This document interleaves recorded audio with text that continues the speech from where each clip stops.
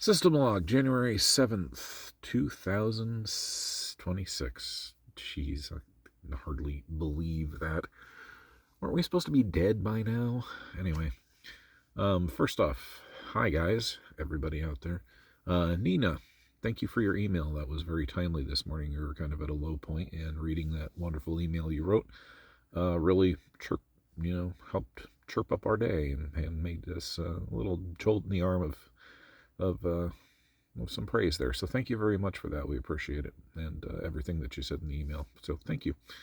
And yeah, if it's completely okay to email us, go ahead. If you guys have any, like advanced questions or anything, or you just want to touch base, yeah, hit us up in the email. Contact information is on the first page on our homepage. So it's been a little while since we've posted, and particularly posted one of these things. And what we want to go over is it's almost full episode territory, and we might probably do a full episode on this, but here's the gist of it. And we've been thinking about this and chewing it over since it happened, and whether or not we want to cover it with you guys. But as we've pointed out frequently enough ourselves, trauma's there, and it influences your behavior farther than you would think. So, what happened, Chris? Quit beating around the bush. What happened was we've got cell phone lines, and then we've got a main landline to the house, which we don't use. We don't use for anything.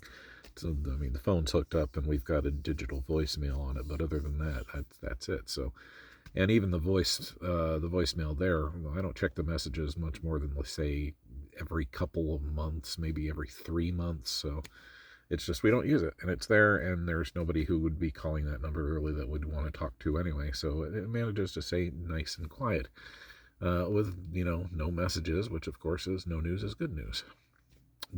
But and here's that but, and it's a big one. But we were going through the messages, figured it was time to do it again. And when lo and behold, guess what we found? It was a voicemail from our egg donor. Yeah, saying, once again, the classic narcissist reaching out to, do it. Anyway, I mean, we haven't spoken to her in years deliberately. We cut her out of our lives because she was just surrounding herself continually with toxic behavior, not the least of which is our step sister. There we go. Not the which of us, but as our stepsister, but her sister, whatever you want to call her. Yeah, sorry, I just lost my train of thought there, which is that's probably going to happen more than once through the course of this video. So, as the brain, it's the passive influence and whatnot, and the brain wants to shove it to the side. So anyway, we start listening to this voicemail, and it's just like, oh, I'm fine now. I'm living a good life, and your sister's now in jail, and the last time that I saw her was when I went to court. And, she was put in for assault charges against me, not me, her as an egg donor. But, it's just, this is, I miss my grandkids and, just love you and all this, it's like, first, gag me with a spoon the size of my fucking head. I mean, the message just reeked of absolute narcissism. And I played it once for myself just to listen to it, and then I took it out to the wife, and I'm like, guess who called? And I played it for her, and she's like, yeah, that's enough, you shouldn't let her live rent-free in your head. She doesn't need to be doing that. And she's absolutely right, and yet it's still there. She's still there, occupying this little portion of the brain in her in somewhere, which just goes to show you how ingrained the trauma is, because now, and we've been kind of doing this off and on for a while. See, she lives close enough to where we could easily drive there in like 5 minutes, maybe 10, if we were going slow or stuck behind a snowbird. Anyway, So she does live close, so the odds are that we could be in the local Walmart at the same time, who knows, or at the bank, God only knows where we could run into each other. And there's part of us that has been going, if we ever actually did have a confrontation, it's one of these, it's like, oh, I'm sorry, I don't recognize you. I don't know you. It's just, how would we react if we actually ran face to face, ran into her face to face? Basically, I think that we planned out it would be the denial, but then there's also that part of ourselves that wants the confrontation, that will, it's like, where were you? Why were you not helping us? Why did you allow this to happen to us? Why did you participate, if not by design, then by happenstance? It's like there's a difference between complicit and complacent, but it's a very razor thin, because if you are complicit, you are complacent. If you see something going on, you should do something about it. So yeah, if you're complacent, you're complicit. Yeah, God. See, Tari told you, it's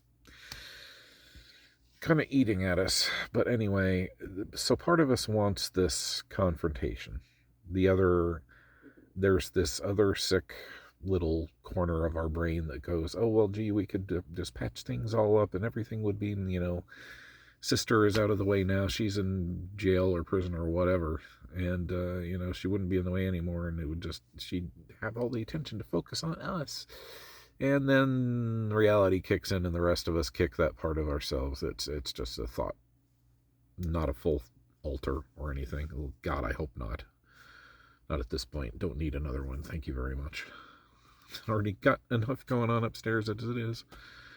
But this just goes to show you, even after all these years, just how codependent and interconnected that we really were. But our relationship was extremely dysfunctional. So let's put it that way. But,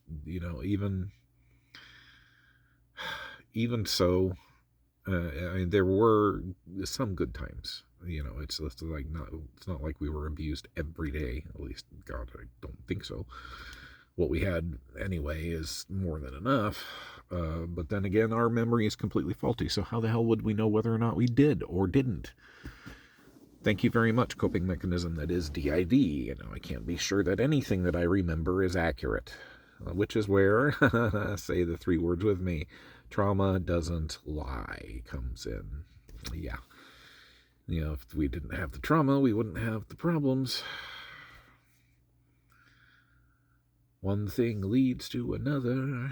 Anyway, so she called us, and unfortunately, she's been living rent-free in our head since then, unfortunately, because it's like, it's just replaying that sequence. It's like, I can just see her just getting the tap on the shoulder and turning around, and here, she is in the middle of Walmart or whatnot, just that frozen smile on my face, saying, can I help you, ma'am? Can I help you into an early grave, for example? Something like that. Don't get us wrong, okay? We would never actually harm them. They're not even worth the effort, to be dead honest. But that urge is still there. Just that confrontational urge that we were talking about earlier. So, unfortunately, it brought up all of those unprocessed emotions, which have been unprocessed for a reason, and there's still probably a lot more of them that will eventually leak out and we'll have to process through. Because that's one of the fuzzier places in the memory cabinet there. Several fuzzy spaces, actually. So, in spite of our best intentions, in spite of all of our controls or whatnot, there's a tiny space where she's living rent-free, and it sucks, because I know it's going to take a while before that will die down again, and she'll no longer be living in there.